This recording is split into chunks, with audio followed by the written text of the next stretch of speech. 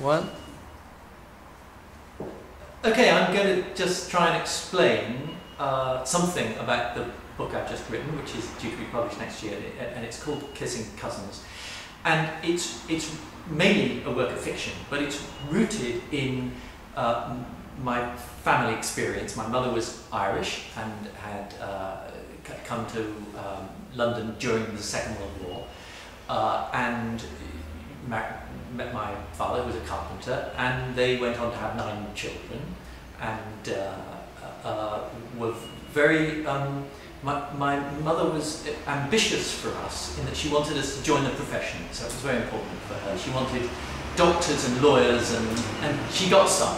Teachers, which was what I became a teacher. That was a bit of a disappointment, but you know, she coped with that. And she herself had left school at 14 in Kanturk, in rural County Cork, and by chance, after she died, I came across a journal that she had kept for a period of about 2 months in 1934 when she was 14. And I never knew her any time to keep any kind of a journal or to write, though she did write letters. But this journal covered, as it turned out, a very intense period of activity.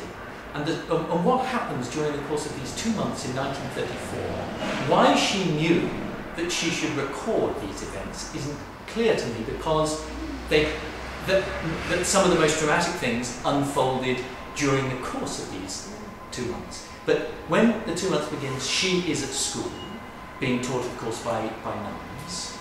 And at 14-year-old, I emphasize her age because she was, at this period, enamoured of a political leader to whom she refers as General Duffy, who the history books tell me was Colonel Duffy, so perhaps he and his followers exaggerated his rank.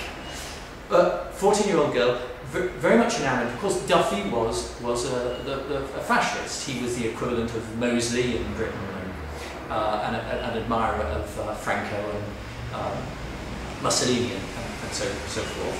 And later on, he led some kind of a brigade to Ireland to support Franco, and then faded into justified obscurity. But at the age of 14, my mother was very keen on him, and his supporters were, I believe they were called the Blue Shirts. And there had been some kind of a demonstration in his support, and some of his supporters had been arrested and were in the local jail. And she went with a gang of others and threw stones at the jail. So she was quite feisty, mischievous, and of course politically wrong-headed. I read the journal. It's frustrating to read it now because, in a sense, because she hasn't got any kind of political analysis. It's not clear to me why, 14-year-old girl, what would she know? But why is she supporting this man? However, she goes to school and she wants to wear her badge. I suppose Americans call it a pin. Do we call it a badge? Yes. In support of Duffy, and the nuns won't let her. She gets into a fight with a verbal argument with the nuns, because she says, but I see people wearing badges in support of De Valera and his party, why not my party?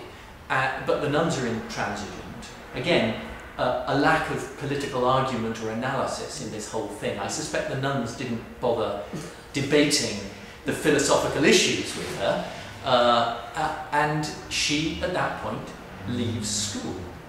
She goes, tells her mother, all this is recorded in the journal, she tells her mother, I think I won't go back to school again. And her mother says, well, in that case, you can help me spring clean the house. And she takes all the picture frames and paints them in gold paint. And this was a very interesting detail, because years later, going back to this house in Kanturk as a boy, with visiting my elderly grandparents, there were all these picture frames of just prints and photographs and this and that, hung very high on the walls, rather, and hanging at an angle, so you can see them high on the walls, all with these gold-painted frames. So to find that connection was very curious. And the last, more or less the last chapter in this, I say chapter, episode in this journal, is she reads out of the newspaper to her mother. Obviously she's at home, and here's another thing she can do, she reads the newspaper, and it's about the story of a man trapped at the bottom of a well. And that's the last thing she records in this journal, the reading of this story. And the journal almost has the shape of a short story, though it's clearly written day by day, and it just comes out, and then there's nothing else. She stops keeping the journal. And I find this terribly poignant and mysterious, and I only discovered it after her death, and would love to. I should add one more detail that I forgot. General Duffy comes to speak towards the end of this period, and she goes and hears him at this rally, and I don't know what level of support he had. She's clearly in a minority of supporters, and she comes back having concluded that he's a puffed up windbag, and she calls him a windbag. And I think this is so this is very reassuring, at least, that before she turns 15, she's lost interest in fascist politics. So that's the story. I didn't know I was going to tell that story, but there you are. That's beautiful. That will do. It is. That's beautiful. Yes.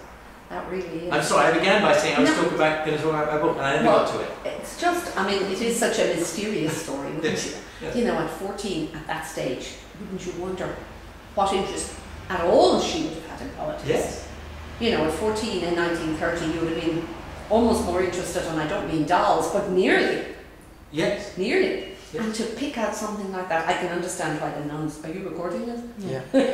I can understand why the nuns didn't argue about De Valera. I'm sure they all supported him. Oh, yes. I could see that, and I was just... But what if... Wouldn't you wonder...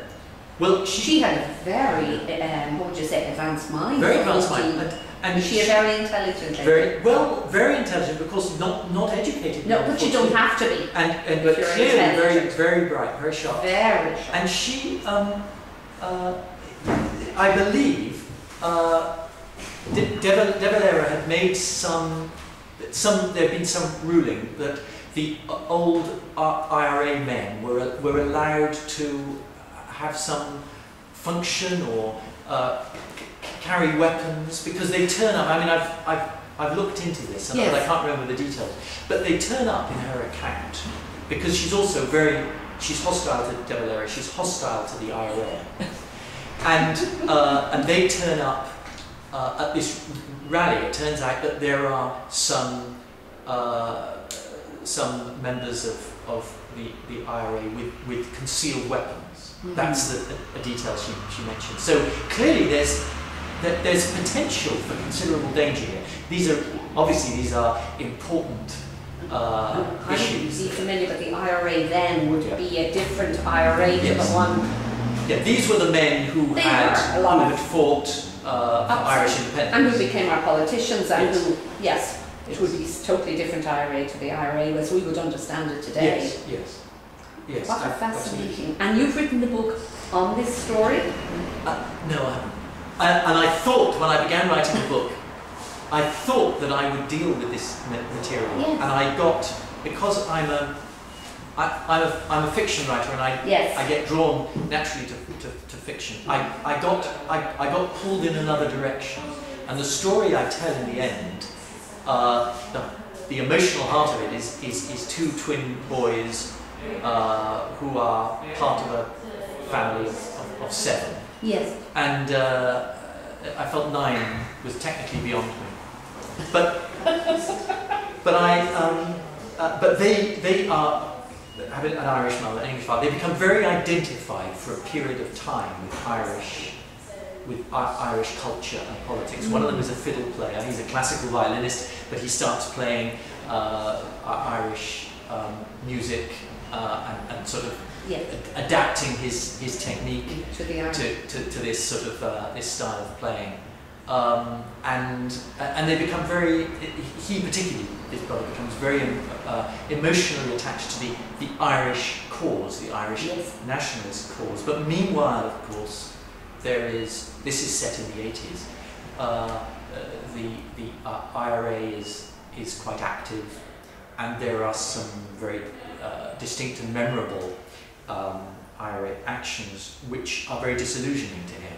So I think there is, in the story I've written, there is a sort of an echo of something that I haven't actually included, but is there, I think, underlying it in my mind. Yeah, no, as we were saying, it there's, if you like, in the 80s, seeing this isn't the IRA you saw in the 30s. Right. Even it's, you know, that they're two different organisations. Yeah, right. And so the story is to a great extent about the kind of contradictory pools of identity.